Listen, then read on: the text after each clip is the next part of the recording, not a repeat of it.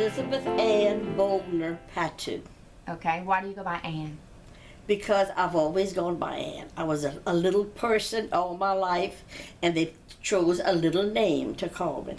Okay. But after my husband died, I had to change all my papers and everything, my Social Security, my Medicare, my benefit, everything, to Elizabeth Ann Boldner Patout. So now when I go to the doctor, I'm Elizabeth Patout.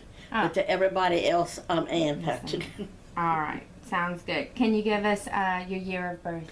1931, February the 1st. And where were you born? In Port Arthur, Texas. Oh yeah? In Yeah. the Golden Triangle.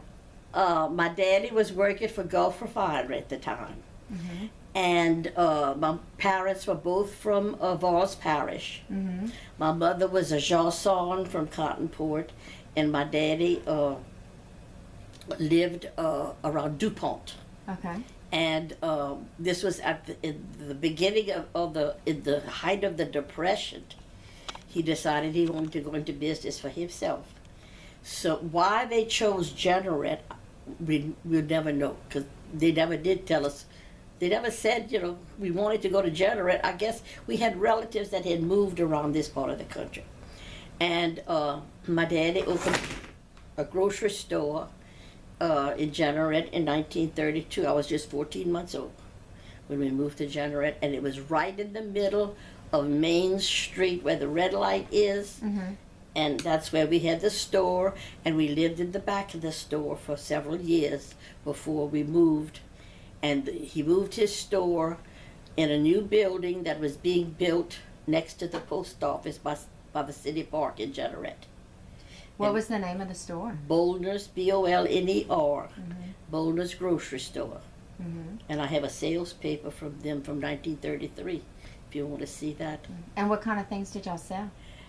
He sold groceries, and then he eventually became the Purina dealer in Generette, in that vicinity. Mm-hmm. So But y'all didn't have any family in Generette. They just, No, for some we had reason, no family. chose We that had spot. family here in New Iberia. My aunt and uncle lived here, but all my other relatives were from Voss Parish. And my daddy was very successful. He gave us we had a fine living, Mm-hmm. and we all went to college. And my oldest sister and I went to Dominican in New Orleans, Mm-hmm. and we took piano lessons. We took tap dancing. We were in anything the nuns put on it. They started letting me go to school at 5 years old because I was going anyway. With your sister? With my sisters. And we graduated from St. Joseph's in 1947. Mm-hmm. Okay, so let's back up a little bit. Say your parents' names again. My daddy was Joseph Allen Boldner, B-O-L-N-E-R, and my mother was Elva Janson, J-E-A-N-S-O-N-N-E. And how many siblings did you have? I had two sisters. We were three girls. And you were the baby. I was the baby, Okay. and my other two sisters are both living, but they're both in a nursing home. Okay, here in town, in Yes, Iberia? in here. Okay. So y'all first lived in Generette, Mm-hmm. and y'all spoke English primarily? Yes. Any French in your house? Or? They spoke French, but they didn't want us to know what they were saying. Yes. my mother and daddy both spoke French. To each other? To each other, yes. Mhm. And my mother was raised by her grandmother, who spoke nothing but French, because her mother died when she was just 9 years old. So my mother went to live with her. And then my grandfather remarried and had 16 children. Whoa. And he lived to be 96. Wow, that is funny. So y'all were well taken care of when you grew up. Did y'all have any live-in help? Yes. No living in help. But the person that came to work for my mother in 1933 stayed with us, working for us until she got sick, and she even took care of my children. Oh yeah. But she was my nanny, and her name was Nettie DeCluet, and that was her grandson that was the mayor in Generette. Oh, okay. But Nettie DeCluet was my second mother, believe me. Now, so your parents, real easy on y'all? Strict on y'all? Oh, I never asked my daddy to go anywhere. No, you went straight to your mom. You know, yes. He paid for the lessons. I wouldn't for even him. finish saying where I was going. He would say no. But he didn't object if your mom No, said yes. no. They were wonderful parents. Well, good. They got along very well with each other. My mother worked with my daddy in the store, Mm-hmm. and she did that all her life. I mean, you know, that's what she did. She sewed. Mm-hmm. She sewed beautifully. She made every stitch of clothes we wore. Did she sew for out too? No, or no? she didn't sew Just- for out. She had enough to take care of with 3 daughters. Mm-hmm. I mean, she made our prom dresses, our evening dresses. And you know, when we went to college, we didn't go with a pair of blue jeans and a sweatshirt. Yeah. We had dresses, we had stockings, we had gloves, hats, and so I mean, we had to have a wardrobe to go to school. Mm-hmm. And we wore uniforms when we were in high school, you know. Mhm. But when we went off to college, I mean, you just didn't wear pants at Oh, no. all. No. And when I went to Dominican, you couldn't even go without, you had to have either socks or stockings on your feet. And blue jeans were forbidden on the campus. Mm. That's fine. My, how times have Very changed. Yes, Yeah. that's exactly what I'm thinking. Did y'all have chores around your house? Were you responsible for anything at home Uh, or at the store? Did y'all work in the store? I worked in the store, yeah. I like to be around people. Mm-hmm. I always liked to be around people, and I always thought people were very interesting. Mhm. And I was with adults a lot, Mhm. being the baby of the family. And I had my friends, you know, but I was very friendly with all the adults in the neighborhood. Mm-hmm. The Wormses lived across the street from us, the Morrises, the Batters, they all had beautiful homes, and I loved to go visit them in their homes. Yeah. So I didn't have to really work hard, but when Mama said do something, you know, we did it. But in those days, you had help. I Yeah. mean, we had I would say we had a lot of help because Mama worked. Yeah. So we had a cook, and we had a woman that came to wash, and that was on the scrubbing board, no dryer, Mm-hmm. and our main meal was at noon. We always had a dinner at noon, and we would come home from school to eat dinner, Mm-hmm. and we ate supper. We didn't have lunch and dinner, you know. So once you ate lunch, you went back to school, or was Yeah. school a half day? Mhm. You went back to school. Okay. I was just a block and a half from school. So if the she time. had to cook, Uh-huh. so then your mom wasn't cooking. No, but my mom knew how to cook. She knew how to cook. So where did you learn how to cook? I didn't learn how to cook until I got married, Mm-hmm. and I married a chef. Oh, okay. The only thing I knew how to, Gigi told the newspaper one day, she said, Mama didn't even know how to boil water when she got married, but that's not true. I knew how to Set the record straight. I knew how to make a potato salad because Nettie had showed me how to make a potato salad, and she showed me also how to make the homemade mayonnaise that went in that potato salad. Ah. And I'm still making it the same way today. But my husband was a wonderful cook, Uh-huh. and we lived with his mother for about almost 3 years when we came back to New Iberia from Monroe. We had lived in Paducah, Kentucky when we got married. Then we moved to Monroe, and he was working in hotels at the time. Uh-huh. He got his degree from Mississippi State University in 1950 in institutional management. Uh-huh. And he went into the hotel business. And he got this offer in Paducah, Kentucky, and we were engaged. And I told him, I said, go, and you come back and get me, you know. So he did. He left here in February of 51, and we were married in July of 51. So if he went to school in Mississippi, you went to school at Dominican. When did y'all meet? After he graduated from college, Uh-huh. he saw my sister-in-law, Teresa Patout. Uh-huh. I was in Fista's jewelry store one Saturday. I must have been buying a wedding And that's present. where? In New Orleans. No, that's where Where's Victor's Fista's? cafeteria is. Oh, okay. That was Fister's jewelry store. Oh, okay. That's And- why they have the two show. Okay. And everybody went to Fister's to buy they had their silver, their dinner, their china, crystal. So I must have gone in there to buy a wedding present. And Teresa, had been knowing for a long time because she lived out in Lydia, and she would come visit her cousins in Jeanerette. And she asked me, she said, "Are you going with anybody?" And I said, "No, not really." And she says, "Well, Gerald's brother, Gene, just finished college, and we were thinking of some girls he could date, you know." I said, "Well, tell him to call me." So he called me that night. That same night, and he asked me if I would like to go. He says he introduced himself, and I said, "Yeah, I think I've met you or seen you." Because we all mixed. I mean, we went to parties, and you would see these people, and you would tell them hello, and so, so we went to Sycamore Point to a party at Ted Bollier's camp. And the rest is history. Ah. That was in June of 50, and we got married in A July year later. 51.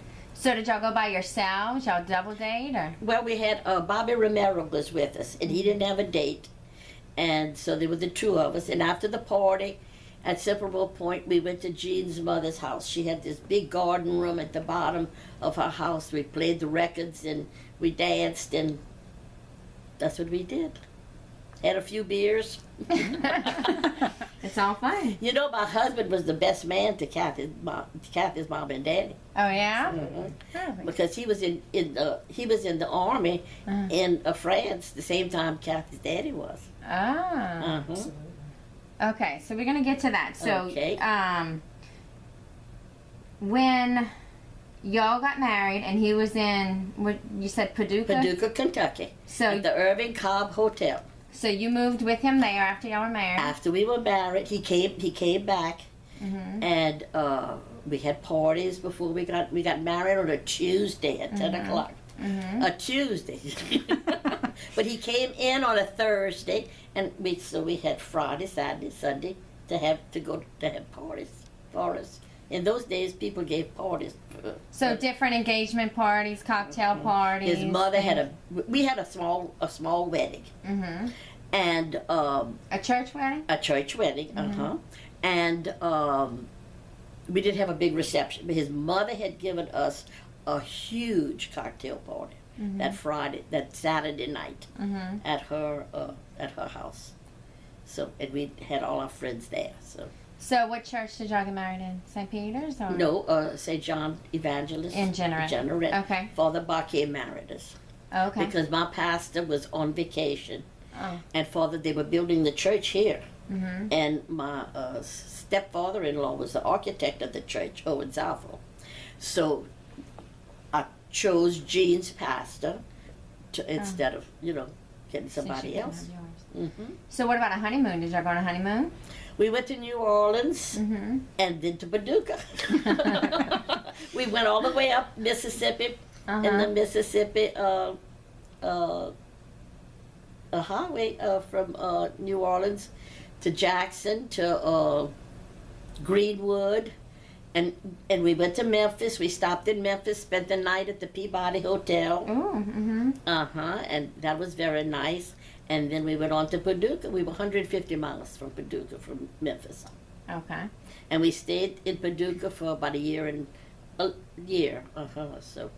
And then after Paducah was? we went to Monroe, Okay. to the Francis Hotel there. And we were living in Monroe, and that's when things got very busy in New Iberia with the oil companies in 53. It was 53 we moved back, because I was expecting Gigi. She's your first? Huh? She's your first child? No, Alex is the first one. Okay. I had him while we were living in Monroe. Okay. And they just 10.5 months apart. Oh. Wow. And so Gerald, Jean's brother, called him and asked him if he wanted to come back to the hotel, because they were very busy. And Jean said yes. So he came to our apartment, and he said, "We're going back home." And I was excited. Yeah. I said, well, where are we going to live? He said, we're going to live with Mama. I said, well, does she know it?